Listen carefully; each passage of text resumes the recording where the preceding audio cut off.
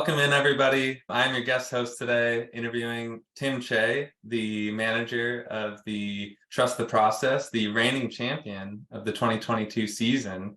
How does it feel, Tim? Great to have you here. Thanks for joining us.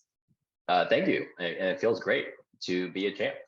Well, did you know you'd be there? I mean, did you expect to be there? What were your expectations going into 2022 season? No, I mean, I don't think I I think I felt really comfortable that I make the playoffs last year because I made the offseason trades with Brandon to get Josh Allen, and I was making those trades because I want to get into the playoffs, but still had a lot of future assets and had a lot of players that still needed to grow in order for me to feel like I could be a contender. And I honestly, I think I got really, really lucky that some of these trades that I had made, thankfully, in the trade deadline from managers who were deciding to rebuild for the future. We talked about during Sergey's interview, the trade with him that I did to get Kittle onto my roster because I was just so weak at the tight end position with Kyle Pitts being out and obviously having a really bad start to the season before even the injury. That really, really vaulted me because he had his two best weeks in playoffs, which really, really helped solidify the run. And I think this isn't what you asked, but I mean, I think even during the championship week against Eve, I honestly thought Eve had it. If you remember, right? Like Eve's Yeah. team was off to a really hot start.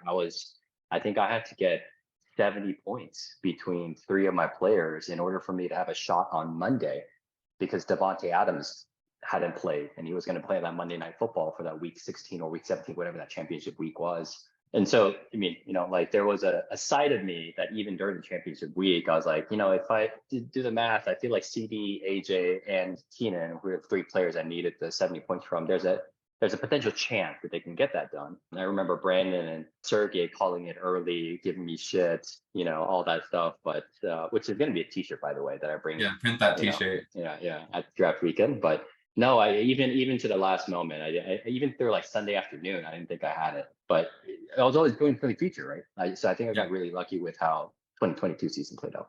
Yeah, and it's interesting because I feel like we've talked a couple times about, making the playoffs. You don't know what's going to happen. I mean, we had the Moncton Meerkats with a great regular season run. You had a tough matchup in the playoffs. I mean, as long as you're there, you have a chance. That worked out for you.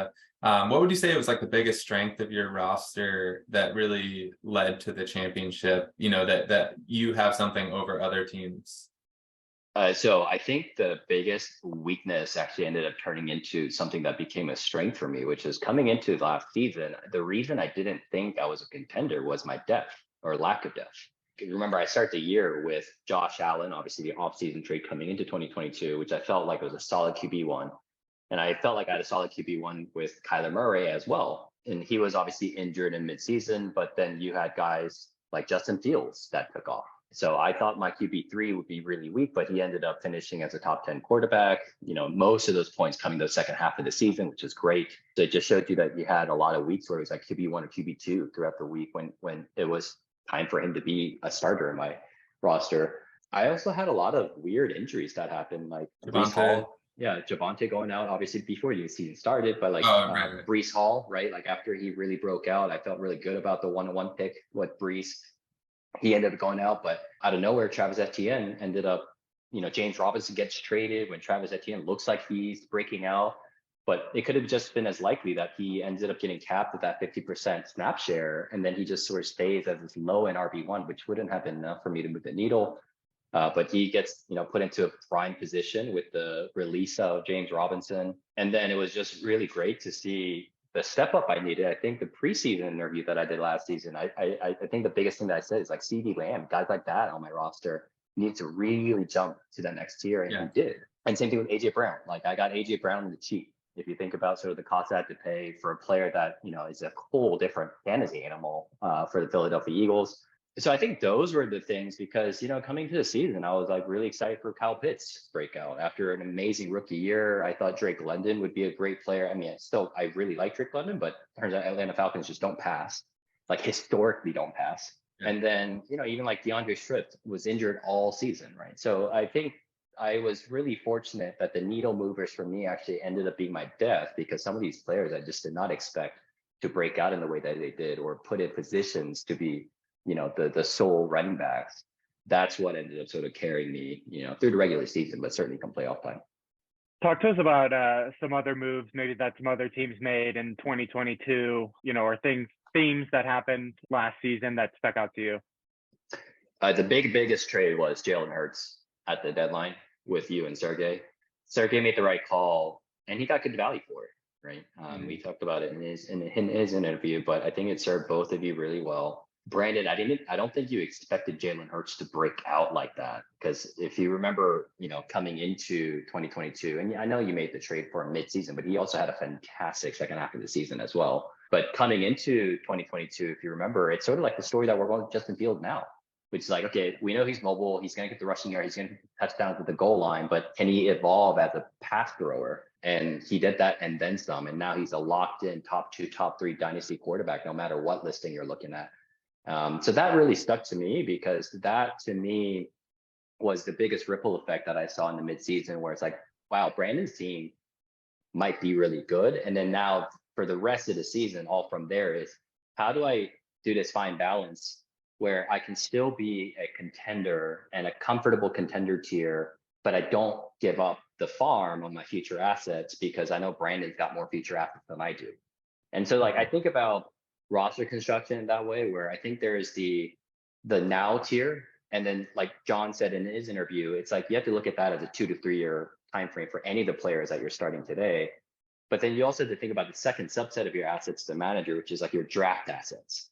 And so like for me, being a contender, if I felt like I'm in a contender tier and I'm league above average on the draft tier, then I can stay as a contender for a long time. But I really became, before I made a couple trades for second and first round picks in the midseason, I felt like I was below the league average, especially with the trades that I had made for like Justin Jefferson, with Josh Allen, like all these mid and preseason trades got me below the average for league. And I wanted to make sure I'm sort of like, getting back up there. I think I'm still below average in league now, especially with the new team, the new expansion managers coming in. So that's going to be something that I need to work on for the future. Yeah, so Tim, you mentioned one of the things that kind of led to your 2022 season was some of the breakout players. One of those guys that I like on your team that could potentially break out in 2023 is Treylon Burks. But I just got a breaking news update that DeAndre Hopkins is expected to sign with the Tennessee Titans. So how do you feel about that? How does that impact Burks's prospect? That's breaking news, because I saw a ESPN notification that came up on my phone. I haven't read it yet, and I saw DeAndre That's Hopkins. it right there. Breaking news happening right here. Kind of sad.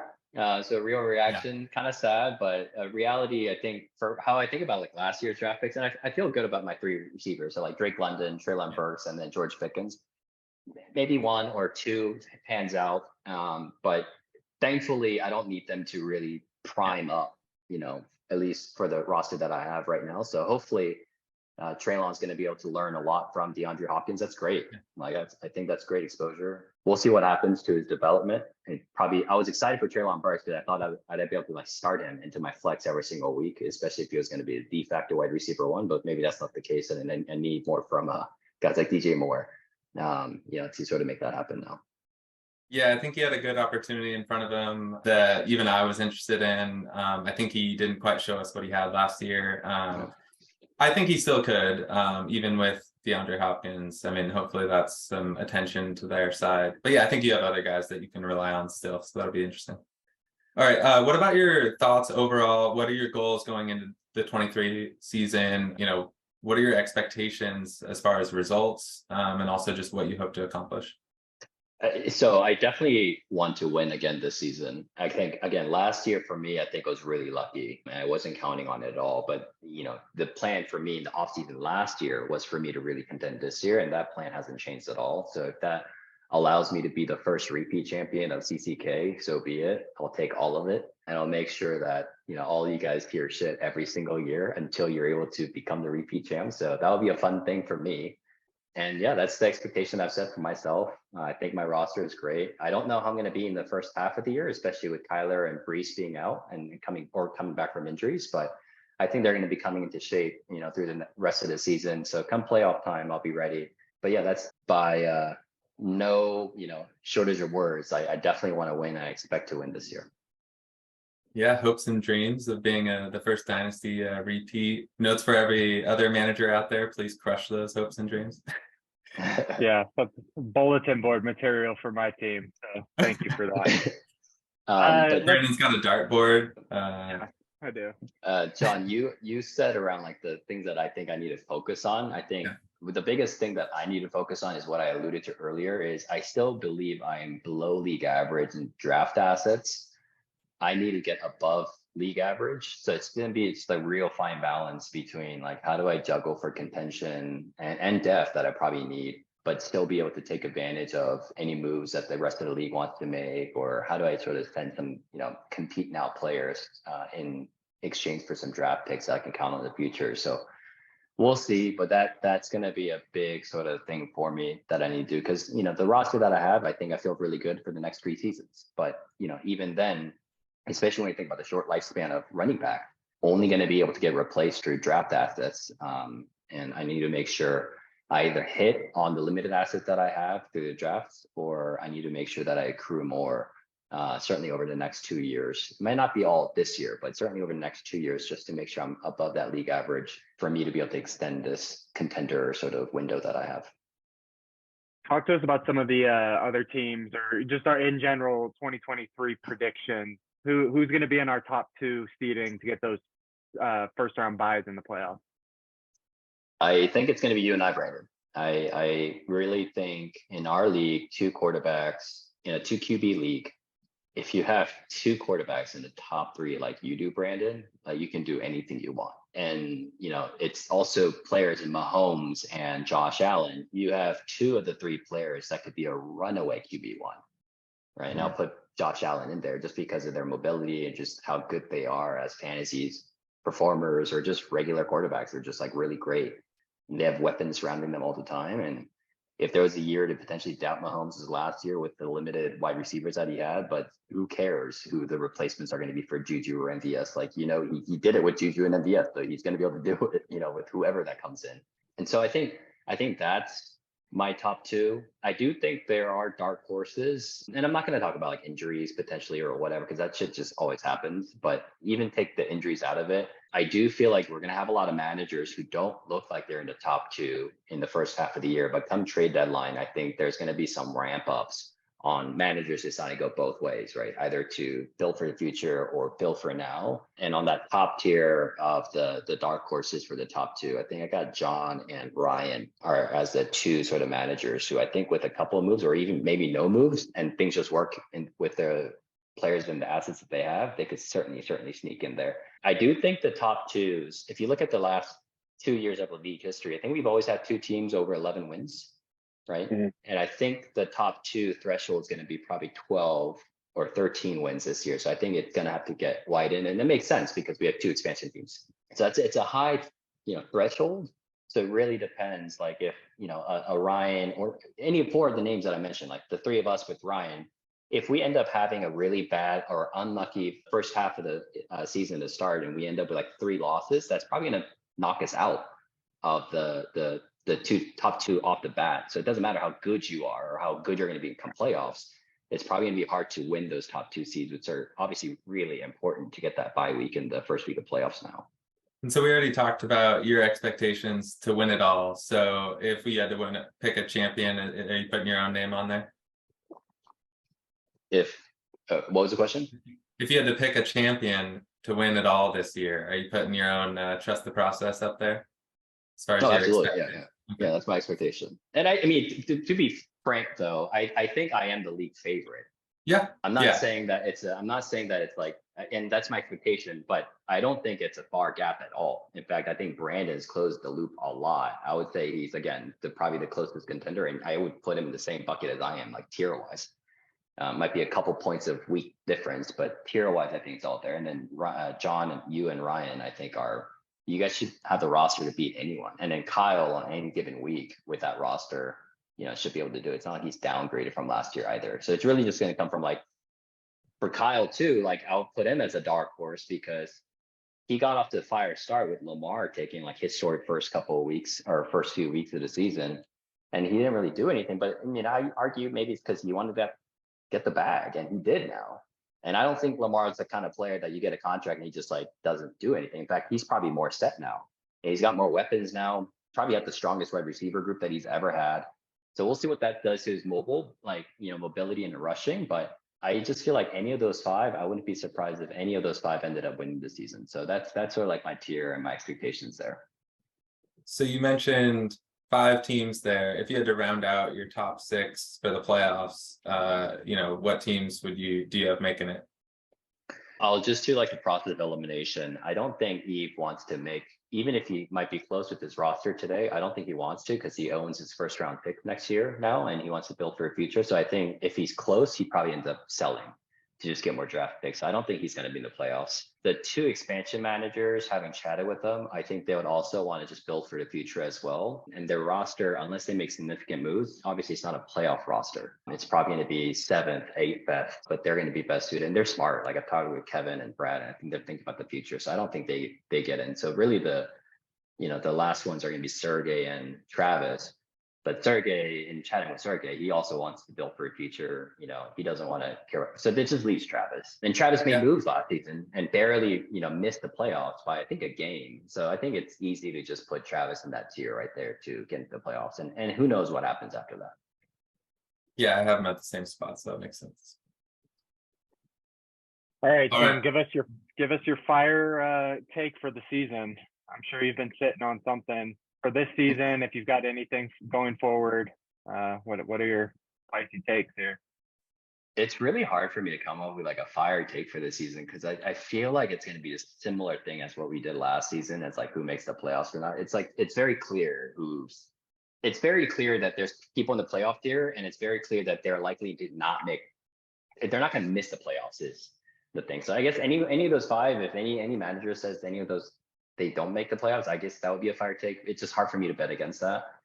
So I don't really have a fire take for this season at all. I'm sorry. If you had to pick one, and I'm actually gonna even take out full Dick Travis's team. If you had to pick one of those top 5 to not make the playoffs, which one would it be? Oh man. I want to say Kyle. All right. That's 3 picks now for Kyle. And I don't want Kyle's gonna love this. He's gonna use it as ammunition. No, that's not my pick because I think he's just gonna get pissed off and it's just gonna make the competition worse for all of us. I will pick John. I'll put some fire in your belly. I think it's you. If there is a group to miss it, but I don't think there's gonna be a group that misses it. Yeah. I mean, we've seen injuries, one trade that goes sour, expectations of players that don't pan out. So, I mean, any team can have that happen. Yeah, I'm not thinking about this from an injury standpoint. I'm thinking about, this from like a path to something owner. Like, I think for you, it's just the easiest, nothing possible. I'm saying it's like the easiest to predict because for your roster, it's just, if Justin Herbert and Trevor Lawrence don't finish in the top 10 together, then it's probably hard for you to, be in the top contender tier. Like you need both of them to do. 5, so you need both of them to be something more, than what they've shown. And, that's why I'd pick your name there. All right. But for the future though, I think, I do think one of the expansion team managers will make the playoffs and get to the second round next season. And that's because of the draft assets that's there. And I think there's a lot of high caliber players coming next year at the positions that these teams need, which is quarterback for next season. And I think there's going to be a lot of teams that don't need to take quarterbacks next season other than the expansion teams.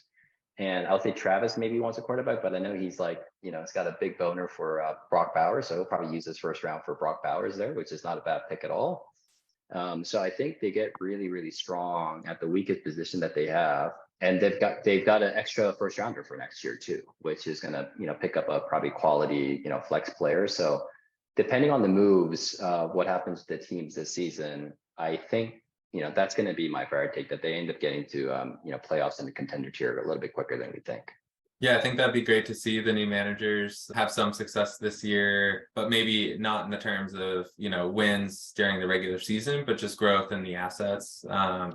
maybe some moves, we see it every year before the trade deadline, a few pieces moving for draft picks and things like that, teams that are making the push and teams that are waiting and rebuilding. So yeah, they have a template with Brandon and Sergey are paving the way.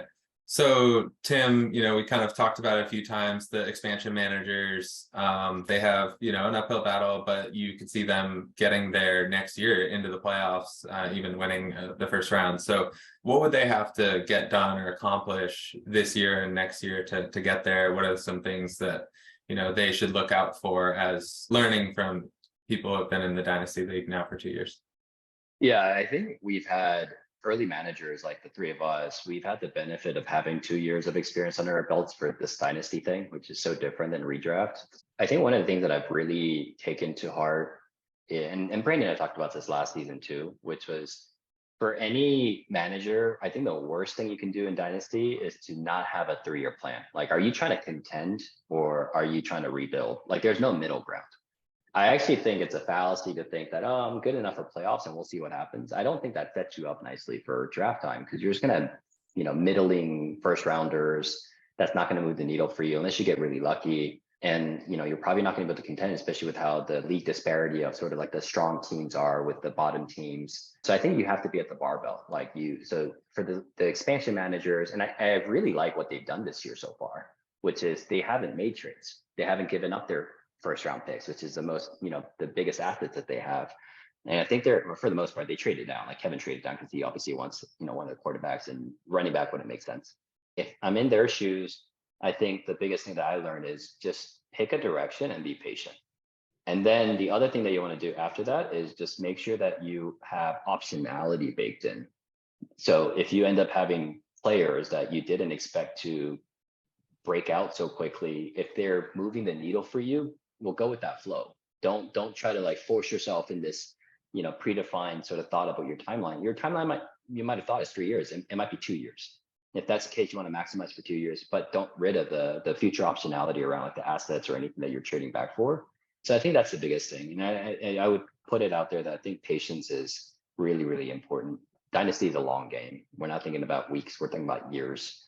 So that would be my thoughts. And I think they've done a great job so far. And I love that Brad and Kevin, when I both talk with them, even Brad, even though he's likely going to pick a quarterback with this pick, I know he's in the market asking around like what will be the price for his, I think he's 103 is what he has. And I think that's just smart. It's just, prudent for you to sort of think about how to price your assets accordingly.